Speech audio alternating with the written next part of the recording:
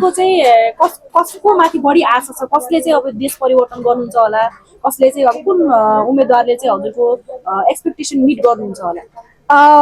As a Gen Z अस्तिको protest हेर्दा चाहिँ म चाहिँ बालेनलाई जो गर्छु अनि he is a engineer and I think he knows better than like पहिलाको त्यो अलि एज भएको दारूभन्दा चाहिँ कयौँ गुणा हाई थिङ्किङ लेभल हाई छ। अनि हामीले चाहिँ उसले बालेनले गरेको कामहरू चाहिँ हेरेका छौँ। अहिले रिसेन्टली अस्ति बालेन आउनुभएको थियो नेपालगञ्जमा, सबैको माया हामीले त्यहाँ हेर्न सक्यौँ अनि हाम्रो पनि धेरै ठुलो आश छ उहाँबाट। अब हामीले चुज गरेपछि एज अ जेएनजी अब तपाईँले राम्रै गर्नुहुन्छ भन्ने आशा छ अनि नराम्रो चाहिँ गर्नुहुन्न।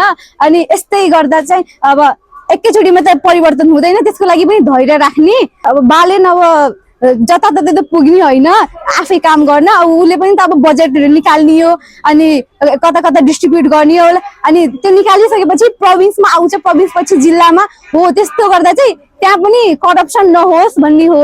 अनि त्यसपछि अब करप्सन बालेन आइसकेपछि त करप्सन जहाँसम्म नहोला, त्यति नै भन्न चाहन्छु मैले।